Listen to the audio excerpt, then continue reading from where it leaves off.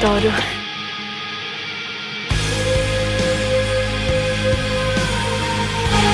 Hyvä kuulesta mua!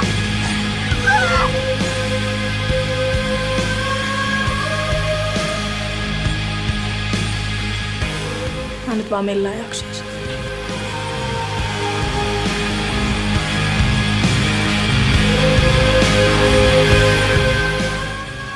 Mulla on arpikin.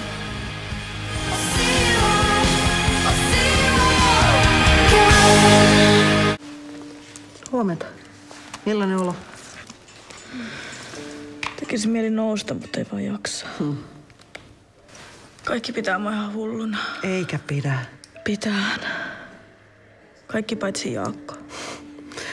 Oispa mullakin sellainen pikkuveli. Katsotko tänne päin? Joo. Se, mitä mulle niissä kohtauksissa tapahtuu, en se on mä. Mut se varmaan helpottaa, kun saa puhua. Ei se helpota. Moi. Saara. Tanja. Moi. Tulkaa tänne mun huoneeseen peremmälle. Otat sä jotain?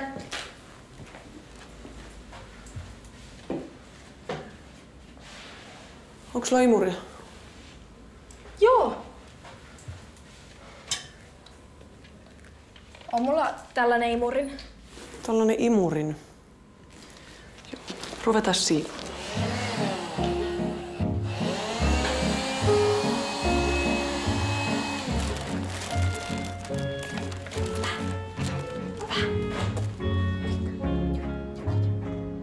Miten sä omasta mielestäsi pärjäät täällä?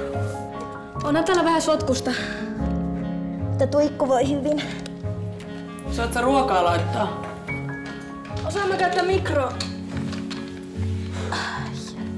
Ehkä sun kannattaisi opetella. Ei täällä oikein oo kokkausvälineitä. Mutta aika hintavat keittolautaset. Sä taidat tarvita kodinhoitoapua. Niin kai sitten. Ootko miettinyt sitä, että kertoisit sun vanhemmille? Joo. Mä nyt vaan millään jaksais. No ei sun tarvikaan. Me tehdään se, jos sä vaan annat sen luvan. Entä Risto? Joku sä soitit sille?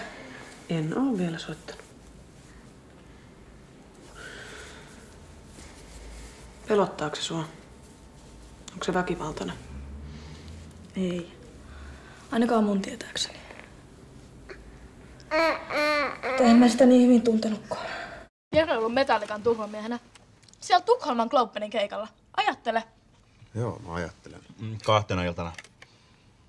Niitä kiertuemanageri kyllä halusi, että mä olisin tehnyt koko Euroopan rundin, mutta en mä sit lähtenyt. Miksi? Mä olisin ainakin mennyt.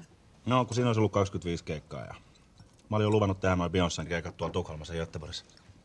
Beyoncé ei voi olla. Mitäs sä sanoit? Täh? No tälle Beyoncénille. En mitään. En mä jutellut sen kanssa ollenkaan. Mä olin lava edessä.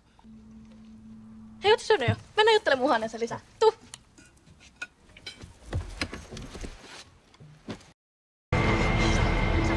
Hyvä kuulesta mua! Hyvä! Asuntoesittelyssä täällä Pohjanmaalla on ollut hiljaista jo pidempään. Äiti, tee jotain!